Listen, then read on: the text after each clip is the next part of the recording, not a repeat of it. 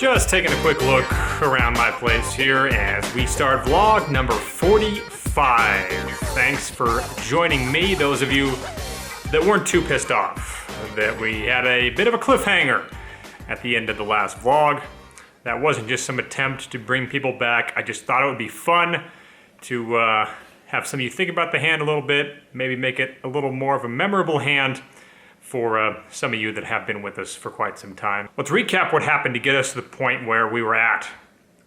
We had a $10 straddle under the gun, one caller, and I'm on the button with ace jack of hearts. I make it 40. The straddle, who's kind of a Reno legend, a guy who's going to be in there with a lot of hands and is very aggressive, makes the call. Limper folds and we see a flop heads up of jack 8-3 with two hearts. Top pair, top kicker, nut flush draw. He checks to me and I put out a bet of 50. He thinks for only a second and check raises me to 215. I make the call, electing not to re-raise right now, allowing him to bet a lot of turns, which I think he'll do fairly lightly. Turn comes an ace, the ace of diamonds. And he bets out for 5 black chips. Basically, a little more than a pot-sized bet. And I decide to shove it all in. And he doesn't think for very long at all and makes the call. So I am worried that I'm beat here still a decent amount of the time by pocket 3s or pocket 8s.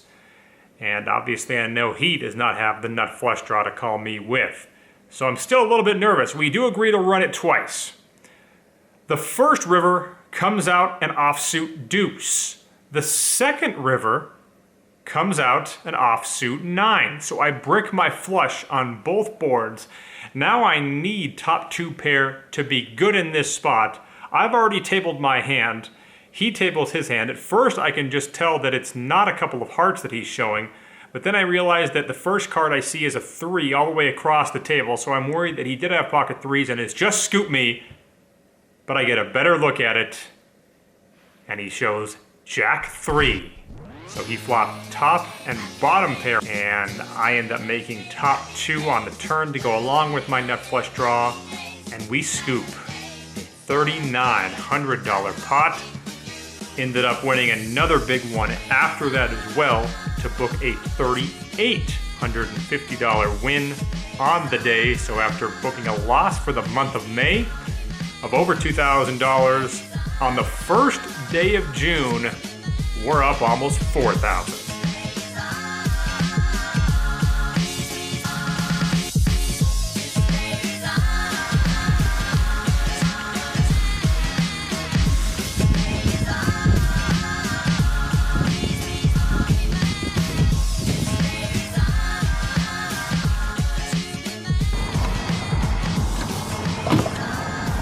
All right, we are back.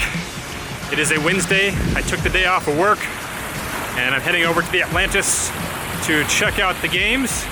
There's a list at 1 o'clock at the Peppermill as well that I'm kind of hoping comes through, but a lot of the time that's how it works here in Reno.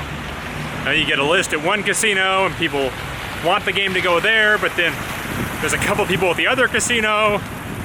If there was just one place where all the games were, I'd be so much happier. But doesn't work that way.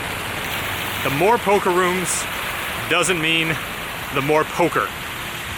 More poker rooms often means less poker because you spread the player pool out and you can't get them all where you actually need them to be. See what happens today. Problem with this Atlantis game is I just don't expect there to be any action players in the game. I'm just hoping there will be under 6 OMCs in this game. Usually the over-under is 5.5 at the sportsbook. Well, the under came in, and the game had 5 OMCs, and one guy who was sort of a VIP. Anyway, first interesting hand comes when I pick up pocket kings, and I open to 25 in the low jack over a limp. The cutoff cold calls, and the limper folds. The flop comes out 8-6-3 with 2 clubs.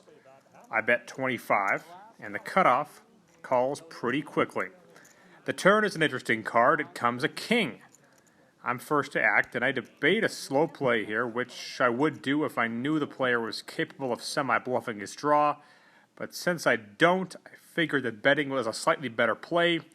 I make it 60, and he makes the fold.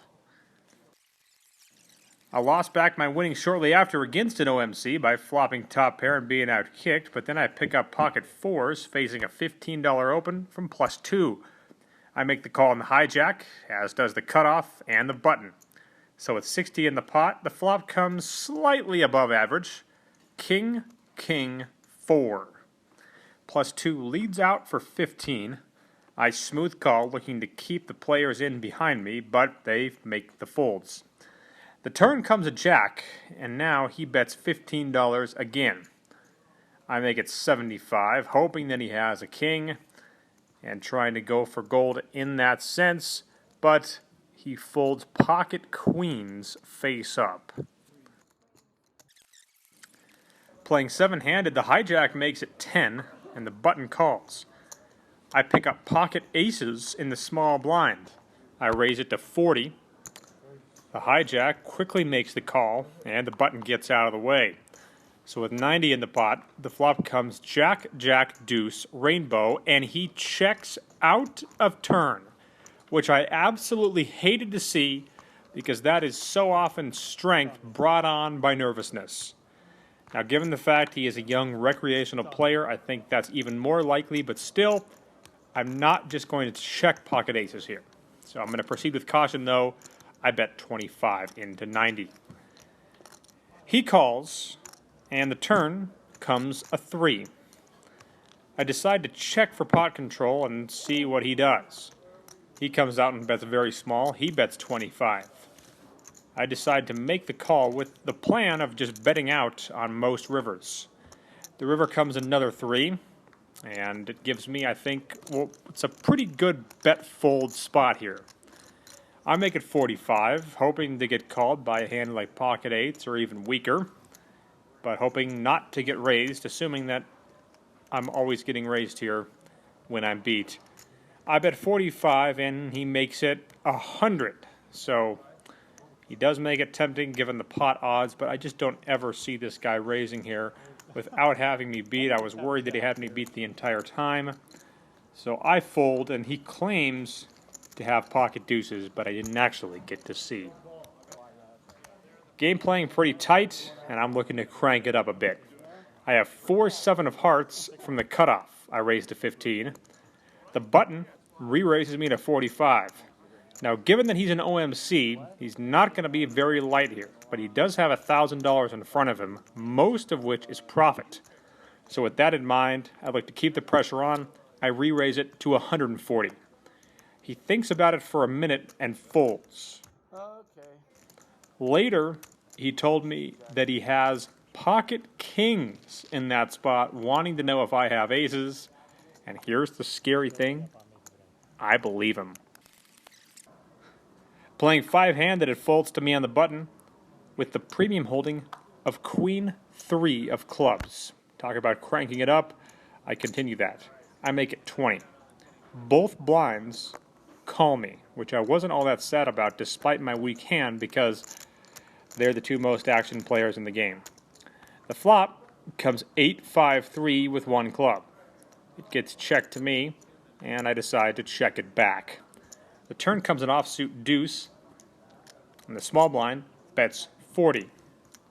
That pushes the big blind out, and I didn't think that he was going to have a hand here all that often, but I also thought that if he did and I improved on the river, that I could get paid off a decent amount of the time. So I decided to make the call.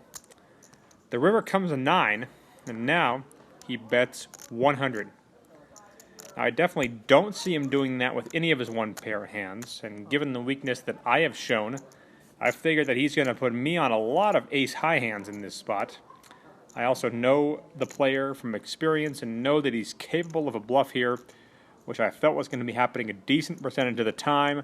I decided to make the call, and he shows King 4 off suit for a misdraw and King high. So I'm not sure if it was the greatest call or not, but it did end up working out for me in this instance. We get a limp, and I pick up pocket 10s on the button. I make it 25, and the small blind cold calls.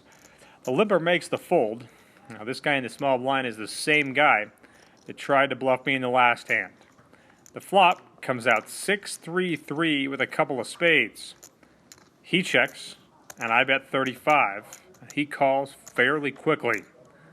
The turn comes a 9. He leads for 75. No way I can fold here. As you saw before, he might barrel some rivers. So I call. The river comes an offsuit 7, and now he checks. I'm not 100% sure what his most likely holding is here, but I am 100% sure that a value bet is definitely in order with pocket 10s on this board. I bet $75 of my own, hoping that he'll bluff catch me with a 6, thinking the price is just too good. He does call. I never saw what he had, but indeed, I am good. Game got shorthanded, and as is typically the case at the Atlantis, the game ends up breaking. I rack up and book the win. All right, racked up, booked a $429 win here at the Atlantis. I think I played relatively well, save for a couple of spots. Game broke, as it always does here, at just after 5 o'clock, so that part's unfortunate, but won't complain. A win is a win. Doesn't look like there's a game over at the Pepper Mill, so it's going to be it for today. All right, it is a Sunday night here at Colo 8. Getting set for the 11 o'clock show. Just thought I'd tell you how this past week went. You saw what ended up happening on Wednesday, and that was a pretty good day. Thursday, basically the same thing. Ended up booking about a $700 win that day. So at that point, I was up $5,000 for the month of June already. June's not that far in, but ended up losing about 900 of that back in the 2 days following that to leave me somewhere around $4,100 up for June so far, which I certainly won't complain about given the way that the month of May went for me. Ended up getting involved in a set over flush hand this morning that also kind of put a damper in what otherwise might have been a pretty good day. But going pretty well for June, that's for sure. As always, thanks for watching. If you haven't, please hit the like and subscribe buttons. Really appreciate those of you that have already done them, but for those of you that are just checking out the blog, please do it. Like and subscribe. Also, follow me on Instagram at BenDeach, and I will see you next time.